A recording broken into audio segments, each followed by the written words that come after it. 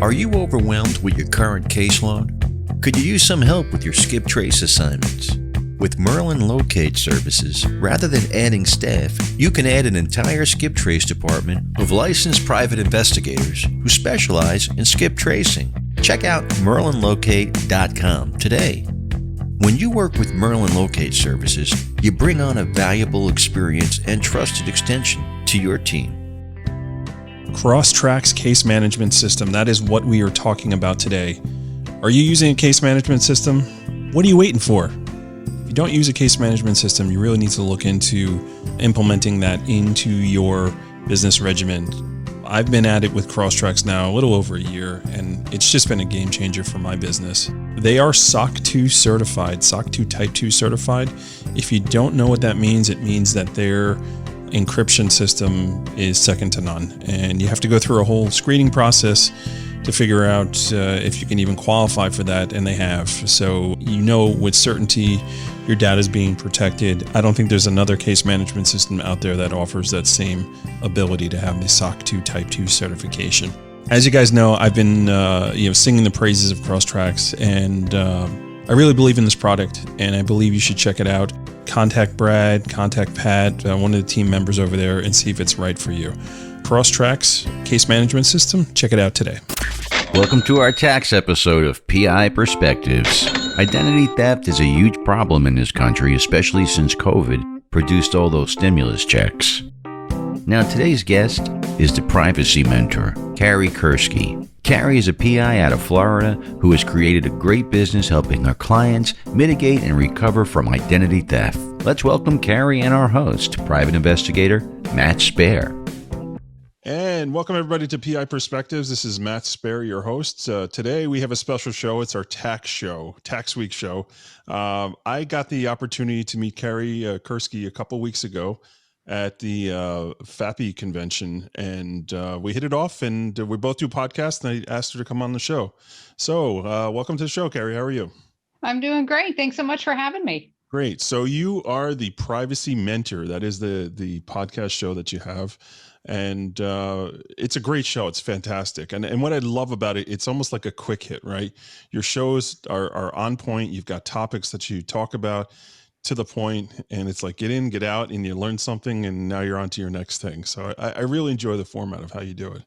Well, thank you. And mission accomplished, because that's exactly what I wanted to do, was just to kind of, talk to people about there's identity theft, fraud, cyber threats. And I wanted to be able to make people aware of what's out there, but also give them tools and resources they can use to protect themselves. So like you said, it's quick, easy, the down and dirty. It's just here's what it is, and here's what you need to know. Right. So tell me a little bit about your background.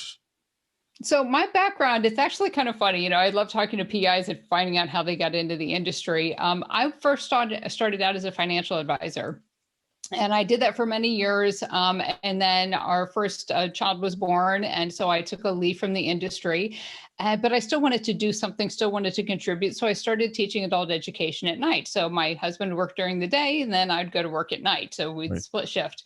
And during one of my courses that I was teaching, there was a gentleman who owned a private investigation agency. And I'm like, oh, I've always been kind of intrigued, how do you go about getting into that? He's like, well, I'm not hiring. And I said, well, that's okay. I'm not looking for a job. I was just curious. Yeah. Well, then he had a case where he needed someone to help that had knowledge of computers, but also investments, trust accounts. Okay. So I came on and helped him. And then flash forward to a few years later, he retired. I took over the business after working under him for many years. And that's how I got into the industry. And as far as with the identity theft, it was about 2006, 2007. I got a first call from a victim. There weren't a lot of resources out there. Right. So I told her, I said, look, I'd love to help you, but we've never done this before. She said, well, I don't care. There's nothing out there. I need help. And that kind of started it. It took on a life of its own from there. Started getting more referrals, word of mouth spread, started teaching other PIs how to do what I do, spoke at conferences, and it just took on a life of its own. Now that's all we do is identity theft restoration cases.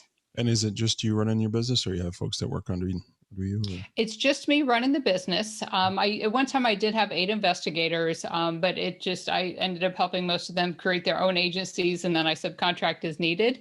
But I have a lot of investigators that I work with to teach how to do what I do. So if I need extra hands, or if there's, a victim that's in another part of the country where we need some extra work done, then I bring them in on those cases. Yeah, I mean, those are the great things about like NALI and Intelnet and all these national associations and CISS even with, they have really good message boards, and you form relationships with people. I mean, look at what FAPI just did, right? They had this amazing online virtual conference. I met so many people, and I have so many more contacts now that I've actually used, already, which is pretty amazing. You and I got to meet, and it was very, very cool. So that's great. You can spread yourself out around and do what you need to do. And it's very interesting to see investigators where they are in their business model, because some folks are, we have in-house people. Some folks have I've already had the in-house people, now they're out and it's just me. I think at different stages in your career and your business, you go through different models. When I started, it was just me, and then I built my business up. I think at one time I had 6 or 7 people, on staff, and now I'm running about 4.5. So that's a good number. I always feel like the boutique-ness of that is something that I can still keep my thumb on, which is nice. I'm not one of these people that want to go, 20, 30, 40, 50 investigators. It's too stressful for me. Oh yeah, no, definitely. I agree. It's way too much. And I do a lot of public speaking, corporate training, a lot of travel. Right. So this way, by having other people that I can reach out to when need be, it works out perfect. Oh, that's fantastic. So I guess you made a conscious decision at some point then to focus on the identity theft and doing the speaking and all that, right? Well, actually, I didn't make the decision. It made it for me. Right. It's funny because with being PIs, there's so many different things that we could do. And I started veering off into other areas, and it just kept coming back. This identity theft just kept coming back in front of me. So finally, I just threw up my hands and said, I surrender. Fine, I'll do it. And it's funny because, when you're in business, you're always trying new things. And whenever I tried anything outside of identity theft, it didn't work, went horribly wrong. There was something that just didn't work right, but this was always a natural fit. This came easy. Right. So I decided to go with it. And I'm so glad that I did, because I've gotten to meet some wonderful people, whether it's some of the victims I'm working with, or we're speaking at conferences, getting to meet people like you. Right. So it really is, it's a blessing that I've been able to do this. What are some of the changes that you've seen since you started doing this technology-wise that you're able to do now that you weren't able to do back then? Well, one thing that really has helped, even though with the whole pandemic, the good part of it for me is that a lot of the speaking is now online. So I can do a lot of virtual speaking. I can do more presentations because you don't have as much travel time. But as far as working with victims, it used to be in the past that it would be more face-to-face. So I was really limited by geographic area as far as how far I could go to meet with a victim. Now, because people are so used to Zoom calls and doing everything remote and online, now I have clients nationwide that I work with. So it really has opened up the reach that I'm able to provide and help that I'm able to give. Yeah, that's awesome. It's so amazing how folks prefer to do Zoom now. I know initially I'm this Zoom thing, I'm just not really into. It's a fad, whatever. Right. I much prefer that face-to-face or phone call. I don't want to see somebody, this and that. Now it's I expect to do the video. And I've mentioned this before, and I'll mention it again, doing a podcast on video now, as opposed to just doing it. I find myself more focused because I'm looking at somebody. And it's you're at attention because you're having that, it feels like you're having a conversation, one-on-one right next to one another. So I think it just makes it a lot better. So. Yeah, definitely technology. It's we're embracing it in almost every single factor of our lives. Right. And this is just another one, another way to communicate. I mean, you see people having Zoom happy hours and, celebrating Zoom birthday parties and all different kinds of things. So it's really good. But another thing with the technology, though, as far as with the identity theft and with my business, last year was the best year for my company in probably 10 years. Yeah. And that has to do with the pandemic, because the technologies made it much easier for the bad guys. And I use that term because trying to stay PG, well, there's another word I'd love to call them. Yeah, no. But family it show. is, Come on. yeah, exactly. But it has allowed them to also go international. Right. So identity theft is not just bound by, again, geographic region for the bad guys. They can use technology, and, they can do it from anywhere in the world. And with all the stimulus funds and the unemployment payments and everything else, you and I both know, being investigators, that whenever there is a lot of cash influx and they're minimizing the validation process, well, the bad guys swoop right in. Perfect opportunity for them. And that's exactly what we're seeing. So, for some people, it's unfortunate they've had a negative impact from the pandemic on their business. But for the line of work that I'm in, it's thriving. And it's just been nonstop since the beginning of this year, and it's continuing. Yeah. I mean, the two things I've noticed, two areas, definitely your area here, fraud, it's rampant, and we're going to dive into that in a little bit. Some of the things that folks are doing, and some of the ways that private investigators can actually cash in on it, I guess, or get work out of it. Right. So we're gonna cover that. And the other thing is the license plates with these temporary tags. It is rampant. I mean, I think I had 3 this week I'm dealing with, where it's a plate and they ask us to run the plate, and it's like, I just see the first letter. I'm like, yeah, it's a temp tag. They're like, oh, it's a hit and run accident. They're like, yeah, of course it's a temp tag. Like the person is going to go to jail.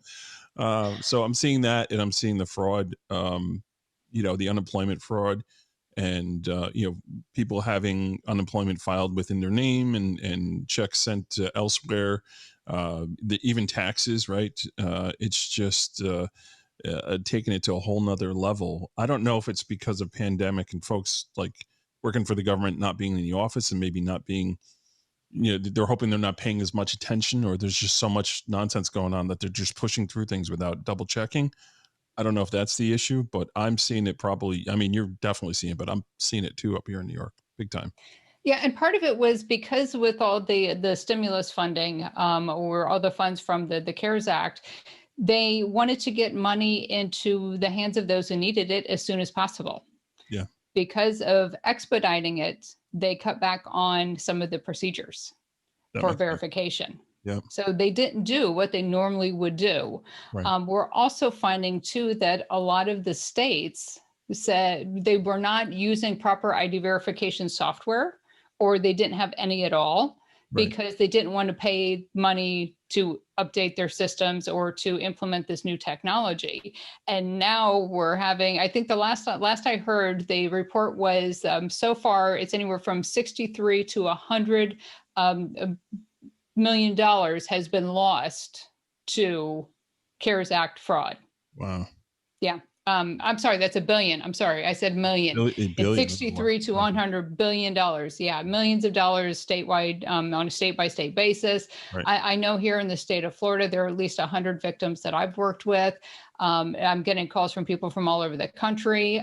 We talked about someone that where, they live in New York, but they got a letter from like Kentucky regarding their unemployment. Yeah. So it is. And anytime you see where they're pulling back the verification process, bad guys are going to swoop right in because it's easier for them. Bad actors see their opportunities, they jump on it. Absolutely. Okay, so we're going to jump out and take a quick break as we talk about jumping into things. We're going to jump out. And when we come back, I really want to tie in the investigator's role in all this stuff, and how we can take that phone call that we get and talk about helping out a person, and instead of just throwing away and telling them to call somebody else. So everybody sit tight, and we will be right back. Reliable evidence, whether in the form of video, witness statements, open source research, is critical to success in litigation and alternative dispute resolution.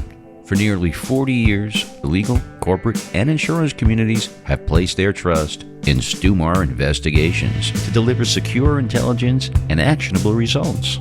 Led by Stuart Drobny, Stumar offers investigative and litigation support services across a diverse set of practice areas, including insurance, business intelligence, intellectual property, telecommunications, and family law matters. Headquartered outside of Philadelphia, Stumar is licensed throughout the Mid-Atlantic states, Florida, and maintains a trusted network of global partners to handle the most complex of cases. Call 800-355-1199 or email info@stumarinv.com and reference PI Perspectives for a free consultation, training, or partnership opportunities. Visit stumarinv.com for more information. I want to talk to everybody today about ScopeNow.com. ScopeNow has been a big-time sponsor of this program for quite some time, and I just love their service. I've been using them since the beginning. I'm one of their beta customers, and it's been so awesome to see them grow into the business that they are today, and just how they just keep reinventing themselves and pushing themselves to get more and more information.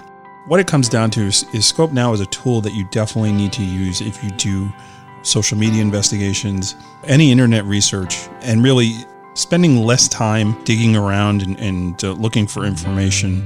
I think is one of the best points of how ScopeNow can help you. Their AI platform, their analytics are amazing. You really get an idea of what you need. You're reducing the time, you're reducing the manpower that you're spending on doing this research, because they're essentially doing it for you, and they're doing it correctly, which is most important. One of the new things that they're actually offering is this flagging system where you can flag behaviors and really highlight and look out for fraud. If you're doing a lot of fraud research, this is a fantastic tool, and you can set up alerts.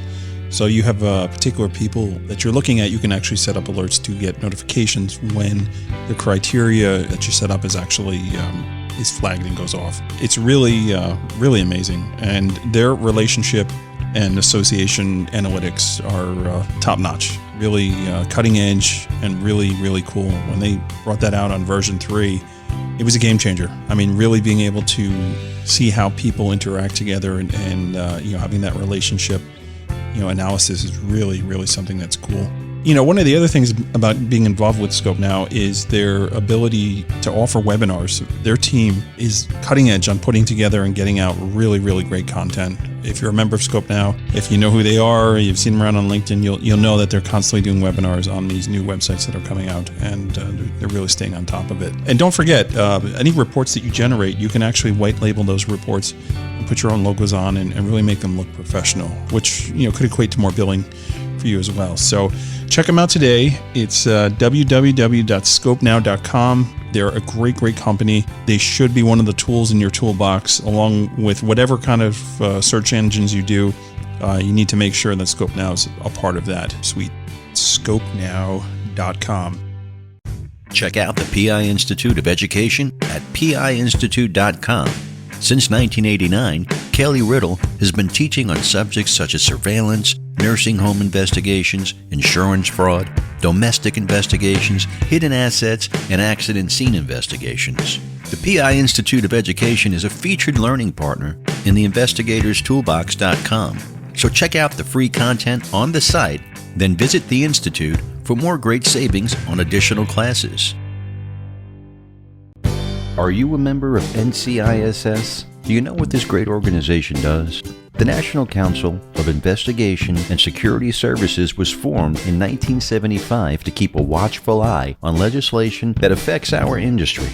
Now more than ever, there are data privacy and DMV issues popping up all over the country.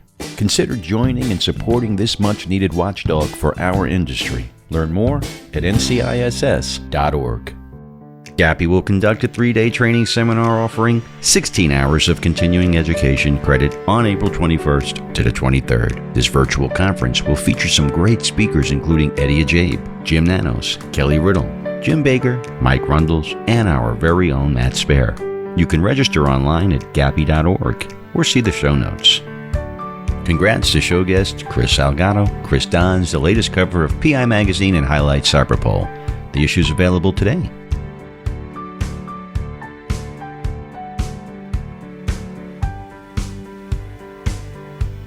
And welcome everybody back to PI Perspectives. This is Matt Spaier, your host. We are here with the privacy mentor, Carrie Kerskie. Carrie, how are you?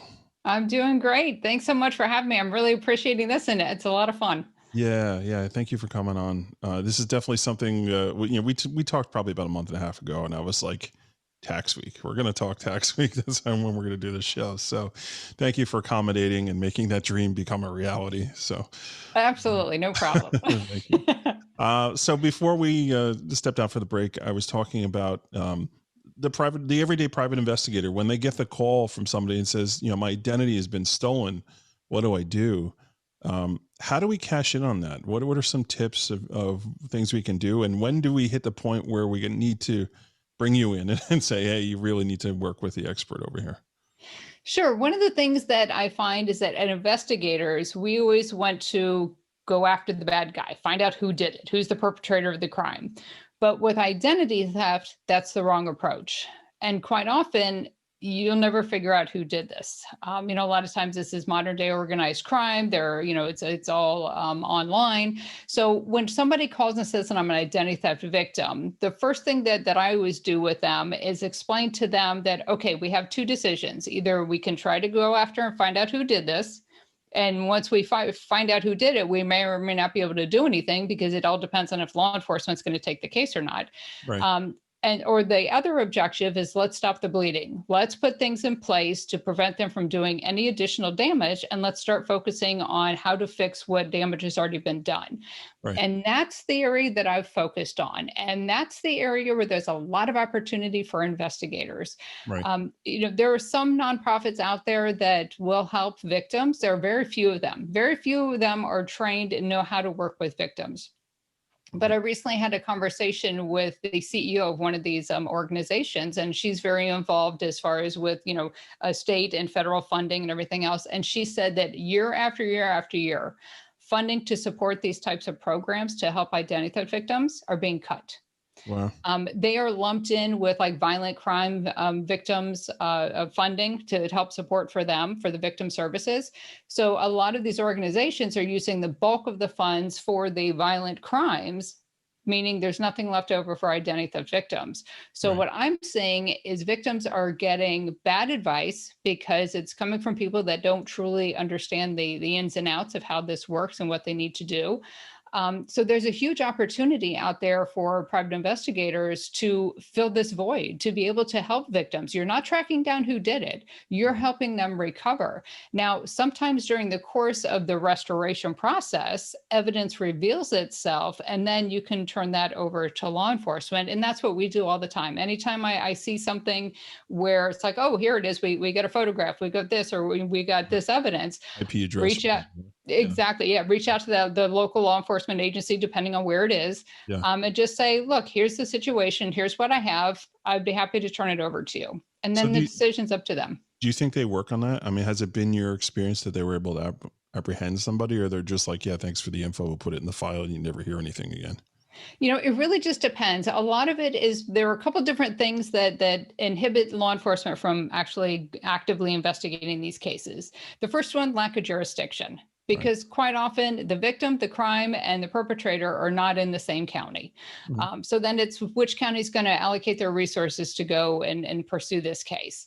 The second thing is it doesn't often meet the elements of the crime, meaning the victims often they don't suffer an out-of-pocket loss. Right. There are federal laws in place that protect your rights as a victim of identity theft, where you can be made whole. So you do not lose any money. Right. So if you have a victim, there's no money loss. They've been made whole. Why are they going to go spend the resources? And a lot of times, again, with that lack of jurisdiction, that might be, if you want to do something on a state or a federal level, well, again, every time you bump up, you're bumping up that dollar threshold amount. And if the victim has been restored, there's no dollar amount that meets that threshold. And some law enforcement agencies, they put their own thresholds in. Our local law enforcement here, I have a great relationship with our county sheriff and their organization. We work very closely with them. And I was talking to one of their representatives from the financial crimes department, And he said that he knows of another law enforcement agency within the state of Florida that unless you've suffered $50,000 out-of-pocket loss for a fraud or identity theft case, they won't even take the report. Wow. They won't even take a report. They won't even take the report, which I don't know how they get away with that, because federal law states that you can file a report. Supposed to do that. Yeah. But victims, they don't know what their rights are. They don't read the laws, obviously. So yeah, most of the time when they find these criminals, it's from a routine traffic stop. Wow. That's pretty amazing. So you mean to tell me that, the prince in Nigeria isn't really in Nigeria? No, I'm sorry. I hate to burst the bubble for you, but no, it's a scam. Oh, there's so much money still in Iraq that people are trying to get. I don't know, I can't help transfer all that money over. I spoke at a conference once, and after it was an international conference, and afterwards, one of the gentlemen comes up to me and goes, I have to tell you this. He goes, I just got back from Nigeria. And he goes, you can get a college degree in how to do this stuff. Really? That's so awesome. Yeah. In other countries, you could go to school and learn how to commit these crimes or how to commit this fraud. So that's what we're up against. Hey, one person's crime is another person's livelihood, whatever. You got to make it somehow, right? No judgment, right? That's crazy. Yeah, that's why I laugh when people say, if only they'd use their mind for good. I'm like, right. Yeah, they're just not wired that way, unfortunately. No. It's so funny. So at what point do you think as an investigator, when we get these calls, we try and help and do whatever, at what point do you think we should tap out and say, you know what, it's time, to call the privacy mentor and get this involved? Yeah, that would be for more of the complex cases. Now, obviously, if somebody's had their credit card compromised, I don't charge them. I just say, call your credit card company, get a new card, problem solved. Because the only thing that was at risk or was exposed was that credit card number. But if it's something involving someone's social, where if they filed for unemployment, they filed a tax return, they opened a new credit account, got a loan, those sorts of things, that means your social security number and all of your basic information, the bad guys have, and they're using it. Yeah. So those would be things that you can get involved with. And again, if it starts seeming a bit too complicated, one of them that we worked on, and it took a little while to figure out what the motive was, it involved money laundering. And this is something that we've seen a huge increase of since the pandemic, because a lot of the businesses that the bad guys use to launder money, those businesses were shut down or they were limited. So the bad guys had to find new ways to do it. So they started using identities of victims to open bank accounts or open Robinhood accounts, all these types of online banking, investing, whatever, right, cryptocurrencies and so on. And they're using them so that they can launder money. And this one victim, she found out because she got a letter from a bank saying that they're suspending her account due to suspicious activity. She doesn't have an account at that bank. Right. And that opened this Pandora's box. So, sure, yeah. So those types of cases, definitely give us a call, because there are a lot of layers, a lot of moving parts. But usually by the time people come to me, they've tried repairing it themselves. Usually it's about a 3-month period. And they're not getting anywhere, and they just, they throw the towel and saying, "Here, just take my money, fix it. I don't care." Yeah, I think that's what it comes down to too. There's a threshold for patience. I know, sometimes people or just they're just so intimidated by the process, right? It's like, well, I don't even know where to begin. Right. That would be probably a good situation. I know, most folks have these monitoring companies, and I know you have an opinion about that. Yes, I do. But I have one, right? And I had gotten a notification recently, and they're like, "Oh, a password's compromised," blah blah blah. So I go and I look at that, and then I also do the investigator stuff, and I look in the back to see what's really out there. And literally, these are passwords that were temporary passwords sent to me from companies. I never created those passwords. It's like, here's a temporary password so you can get into the site you're trying to get into, and then you got as soon as you log in, they make you change the password. So literally, the compromised passwords weren't even my own passwords. Oh I'm my just gosh. like, what am I paying for? This is crazy. Yeah, but I feel better having it. It's the biggest it's a scam, like you feel like you have to have Pretty it, but you much. really don't It's know that what you're gray getting. area. It's that gray area if it's a scam. And again, that's one of the reasons why I don't like these monitoring services. Now, they do serve a purpose, but what I don't like is they make you think if you sign up for them, you'll never become a victim. Right. There's no prevention here at all. They can't protect you.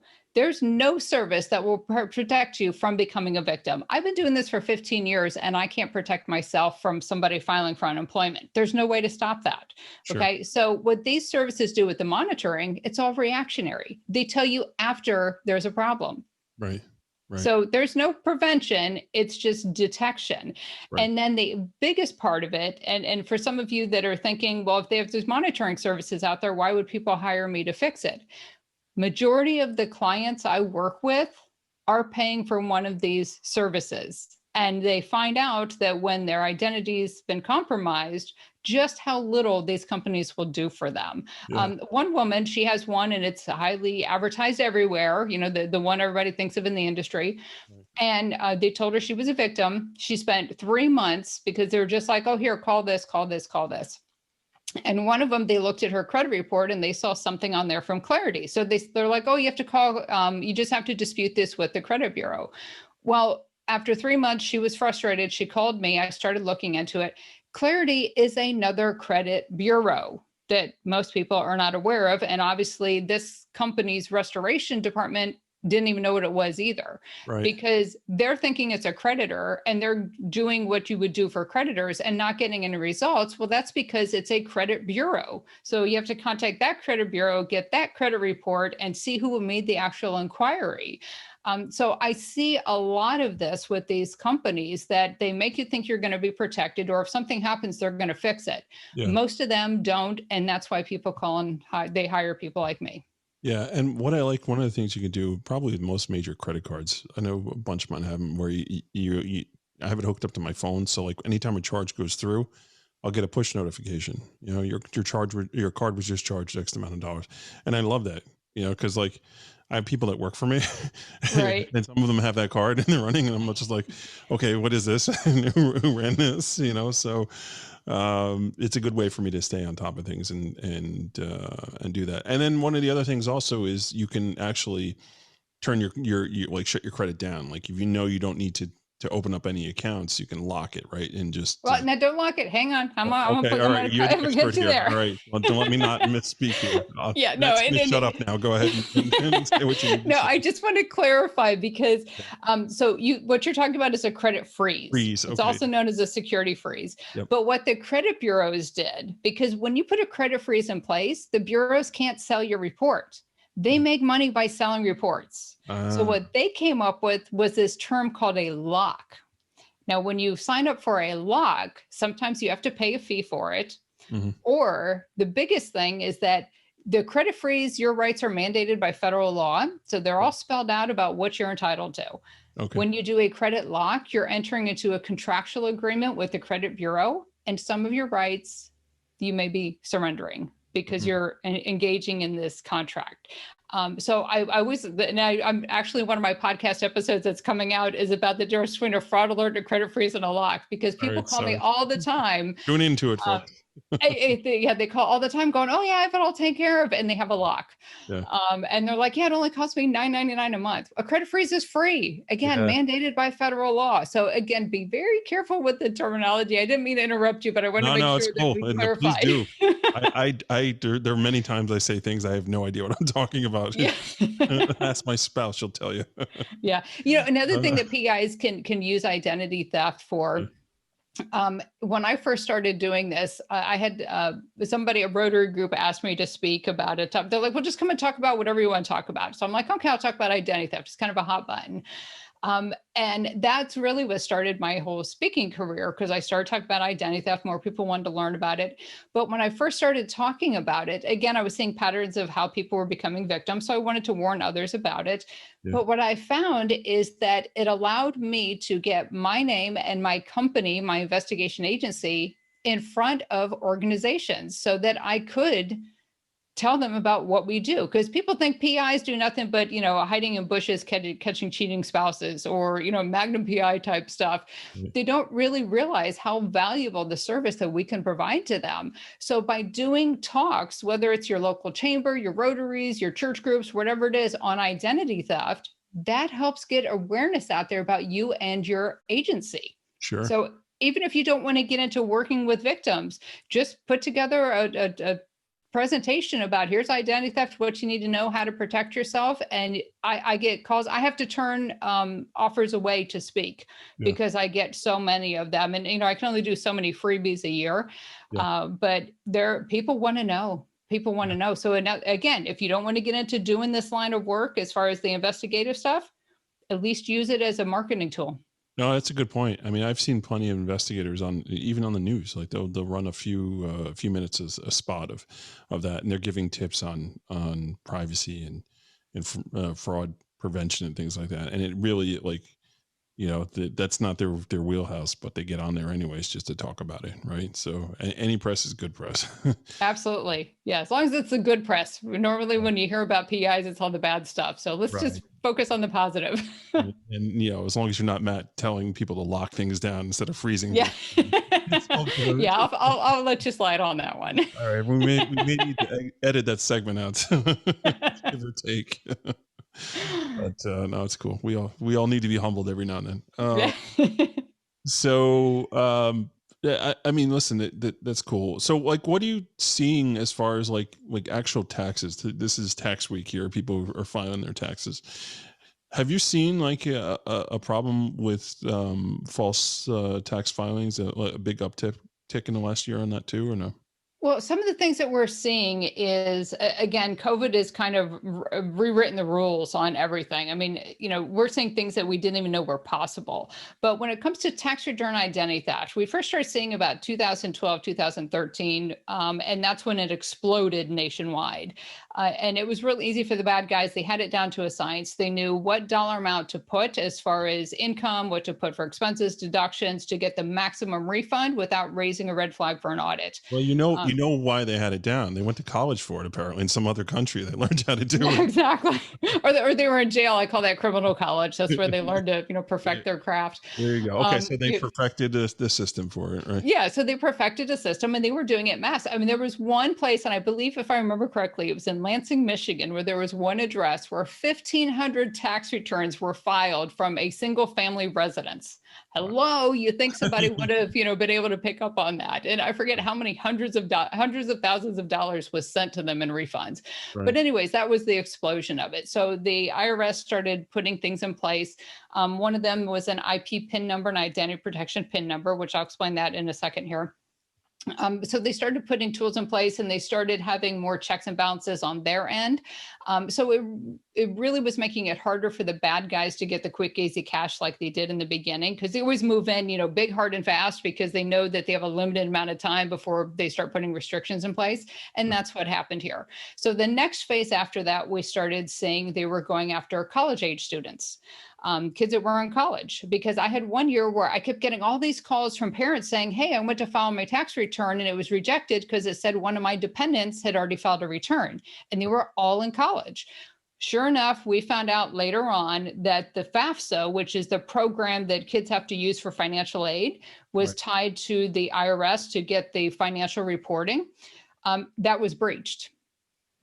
So the bad guys got all that information. They knew about the college students. And again, they had the formula to know what to do, what to use to get the max amount of refund, as far as like computers and books and all kinds of stuff. So that was another trend we started seeing. Then we started seeing the trend last year with COVID, because they extended the filing deadline till October. Mm-hmm. So around October, as it started getting closer to the deadline, I was getting calls from people going, I tried to file my return. It was rejected because one of my dependents was listed on someone else's return. This time it was to get more stimulus funding, because the way the timing of it worked out is that your stimulus funding, how much you would get, would be based on either your 2019 or I have to go back thinking years because it's a year, Yeah. a year off, I think So you're we right. were in 2020. So it was they would either do it based on 2019, Yeah. if you had already filed that 2019 return. If not, it was going to be based on your 2018 return. So the bad guys would hurry up and file the 2019, because remember, it got extended until October, and they would add more dependents. Right. So because the more dependents, the more money you got. So that was a trend we started seeing last year. Then we started finding people were getting letters, again, getting back to the unemployment type of identity theft, where somebody used their information to file for unemployment benefits. Well, the tax consequence on that one is that this year, people who had gotten those letters last year, they were getting a 1099-G in the mail. Well, the 1099-G is the amount of unemployment funds or unemployment income you received that's been reported to the IRS. So now not only do you have to mitigate it with the state where the fraudulent filing was where the application was submitted and where it was received, Right. now you have to deal with the IRS because they think you received this extra income, which you did not. And now we're starting to see again. So we're working with people right now still that are getting letters saying that even in 2021, that someone's using their identity for unemployment. So we're telling them, okay, let's make a note on the calendar that we got to circle back around and make sure in January, February, you don't get a 1099-G for those funds. Yeah. So it's a mess right now. But getting back to the IP PIN number, when they first launched the program, it was only Florida, Georgia, and DC. Those are the three areas that were hit the hardest, where they had the most amount of financial tax return identity theft crimes. So they launched this beta program where you could apply to get an IP PIN number. It's a number that you would put on your tax return. And when you filed your tax return, if a bad guy filed one, they're not going to have this IP PIN number. So that tax return is going to be automatically rejected. So it was a way for the IRS to know that this was your return and this was the correct one, so they knew which one to accept. Right. So they started that program. At first, you could only do it by the primary tax filer on the report. So if you were married, it would be the primary person was the only one who would get it. Then they opened it up for the spouse. And then I've heard that now it's any taxpayer can get it. But starting in this year, anyone nationwide is eligible, any taxpayer, I should say, is eligible to get an IP PIN number with the IRS. Right. All you have to do is go to their website, irs.gov, do a search on their search box for IP PIN, and it takes you to the results. Click on Get IP PIN, and then just follow the process. But I will caution you, wait until probably June or July to try to get yours, because people that are trying to get their IP PIN number right now in hopes that they can use it for the 2020 tax year, when they get that PIN number, because when you go through the online process, the last page is this document that you can print out and it has your PIN number on it. Some of them are saying that's the PIN number for 2019. Some are saying it's the PIN number for 2020. And some are saying it's the PIN number for 2021. Wow. So they change it every year? You get a new PIN number every year. They'll mail you a new PIN number. Usually you get it around December, sometimes into January, when you get the new PIN number. So now the problem is that people are using it, but they don't know what year it's actually for. So that's why I'm saying if you want to get an IP PIN number, hold off until probably June or July, after all the tax returns have been filed for 2020, and then try to get that PIN number for the 2021 year. Okay. All right, so we're going to wind down over here. I really appreciate you coming on and talking about all this stuff. It's really fascinating, and I think that investigators in our industry don't really understand that there is a revenue chain there, right? There's a way that you can actually generate revenue for your business if you know how to respond to those phone calls correctly, and you know how to do the initial research that you need to do. So that's really what I wanted to talk about today. So how do folks get a hold of you if they have any questions? Sure. So you can go to my website, which is kerskie.com. That's KERSKIE.com. You can always reach out, give us a call, 239-435-9111. That's why I say we're the other 911 for identity theft emergencies. But you can also, if you want to learn more about the money laundering identity theft, we do have a case study that you can go to my website, which is kerskie.com/case study, and you can download it. It's really kind of interesting. But yeah, if anybody's interested in wanting to learn how to work with victims, or if you have any questions, or if you have any clients that might need assistance, feel free to reach out. I'm happy to help, because we definitely need more people in this space. Right. I'm only one, and there are millions and millions of victims out there. So there's always room for more. Well, Carrie, thank you so much for coming on and talking about this stuff. I apparently got an education today, so that's good. I'm never going to hear the end of that one, am I? I hope everyone else picked something up on this too. Thank you for your time. Thank you for doing what you do and being a part of this. And I know I've already referred a few people over to you even after we just met, and I'm sure that will continue, unfortunately, for the folks that call me. That they got to deal with this stuff. So, all right. Thank you, everyone, for tuning in. We'll catch everybody on the next show. Take care. As we wrap it up, we'd like to thank Carrie for sharing her knowledge. This was a great chat, and we hope you picked up some tips on how to handle these calls when they come into your office. We also want to thank Crosstracks, Merlin Locate, Stewmore Investigations, Scope Now, NCISS, and the PI Institute of Education for sponsoring the show. Have you checked out investigatorstoolbox.com yet? Did you know our app is launching soon? You'll be able to access the whole site right from your iPhone or Google phone. Remember, it only takes 49 cents a day to unlock the future of investigations. So make an investment in your business and yourself today. Legacy discounts no longer available, but you can still save some money. Use code PIP201836 and we'll save you an extra $20. Got a question or comment about the show? Email Matt at matthews@satellitepi.com. You can also find him on LinkedIn, Instagram, and Facebook. We want your feedback to bring you the best shows possible. And we'll be back next Monday with a new show, so make sure you tune in. Please stay safe out there.